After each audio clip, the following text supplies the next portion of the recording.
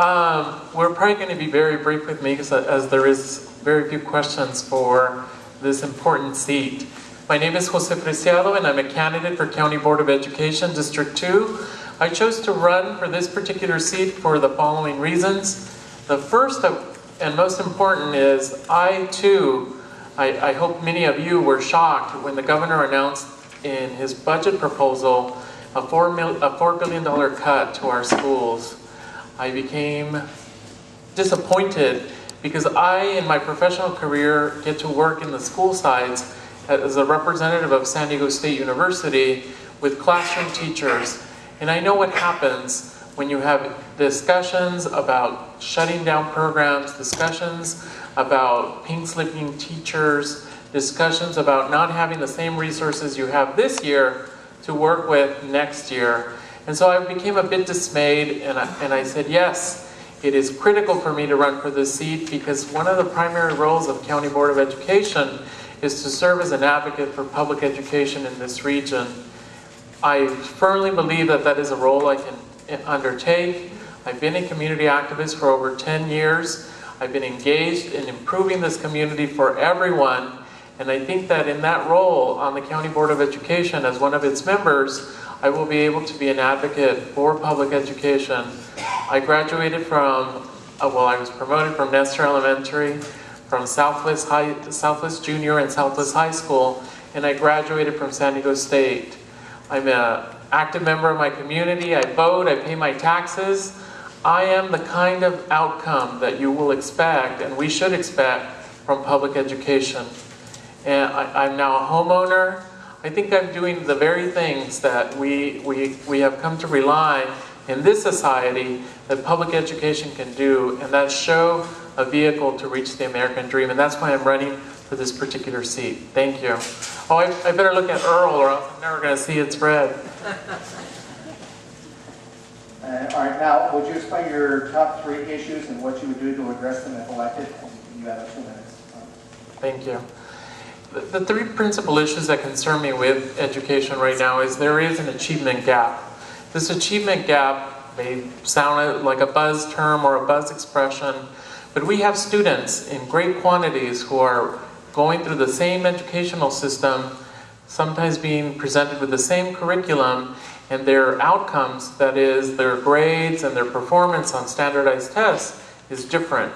This is the gap, and it usually is more, even though it impacts communities, ethnic communities such as Latino and African American, the biggest gap is between high-income students and low-income students. Students from high-income families and students from low-income families. I think that needs to stop. If we are going to have success stories, and I believe my family, my 2 brothers and I graduated from San Diego State, we're gainfully employed, thank God for that. I think that if we are going to have a community of haves, not of have-nots, mostly of haves, we're going to have a strong educational system that supports everyone's success. And right now, for a variety of reasons, that achievement gap exists. The second issue that I think is important is these fluctuating budgets. We cannot have a sustained learning community at each of our schools if the initiatives they start now need to be eliminated because we don't know if we'll have the funding to implement them next year. That is no way to run a sound enterprise of any sort. And let's think about this. Millions and millions and millions of dollars are invested in our public education. And what we're proposing right now as a state is to cut off a little percentage so that we can balance the book. The implications for our school, for our classrooms, the implications for our school sites are dramatic. Because guess what? In order to save the personnel, you eliminate the operating budgets. And what happens with those operating budgets? Then you start cutting back on programs. And that's not, I don't believe, is an important way. So, again, I'm trying to speak as I'll share in my closing remarks my other 2 priorities. Thank you. Your next question, your only question, is going to be very challenging because the question is longer than a lot of time for your response. I'll be brief. It's already on record, so. All right. What is your position on geographic area elections for the school board members from the Chula Vista Elementary School District and Sweetwater Union High School District? Do you support or oppose having geographical trustee areas for each member's seat, where school board members would be elected by voters of the entire school district who would represent the trustee area in which they reside? Please explain why you would support or oppose geographical trustee areas. I would support geographic trustee areas, and in fact, I would support the model that's used in San Diego Unified, just north of us. Basically, what happens is that each community gets to determine who the top 2 candidates are from each of the communities. They are divided, San Diego Unified, into 5, and then there's a general election that establishes who is the victor.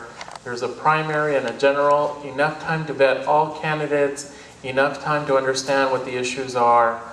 And so I would support a trustee areas and elections if they mirrored the San Diego Unified model. But I'll go a little step further. I think our school boards need to have term limits, and I think they need to have campaigns finance limits.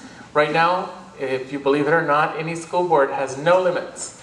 Someone could donate $100,000, and that's how they stay elected. We have wonderful individuals. I am supported by some of those individuals who are in office. I think that's fantastic, but I think that the strength will be for all of us if more individuals get an opportunity to serve, and lopsided elections do not help anyone. Thank you.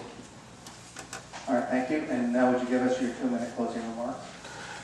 Oh God, I'm going to try to stick to 2 minutes, Earl. It hasn't worked, but here we go. There are 2 principal roles that the County Board of Education plays. They hire a superintendent, and they promote public education. Another role is to serve as an appeals board when school boards at the local level aren't able to resolve their issues with their communities. We're very fortunate in our community that we have a superintendent like Randall Ward, who's able to come and really take this community, this entire region of San Diego County, and be able to lead with integrity and lead with experience. The thing that I think is lacking in our community is we need to reframe the conversation associated with public education. It should not be where we're having a conversation of whether we need it's a resource problem, or is it a resource problem or a spending problem. Public education cannot have that kind of a conversation tied to it. Yes, we need to be accountable. Yes, we need to protect the public purse. But first and foremost, we need to invest in the future of our communities, and that's through educating our children from pre-K through the universities or vocational programs, and for lifelong learning. Many of us need to continue to renew our skill set. As a member of the County Board of Education, my work will be, and my commitment will be, to engage with the community, industry, social services, and government to reframe this conversation about public education. We cannot demonize teachers, we cannot demonize the system, we cannot even demonize Sacramento. Public education needs to be one of those topics that we set aside and we say we need, every single dollar is an investment in children. And I don't know if this society cannot agree on spending money on children, what we're doing as a society. Let's focus. We need strong public educational system. We need to train and educate all of our citizens, and that's why I'm running for County Board of Education. I appreciate and thank you for your support. Yay!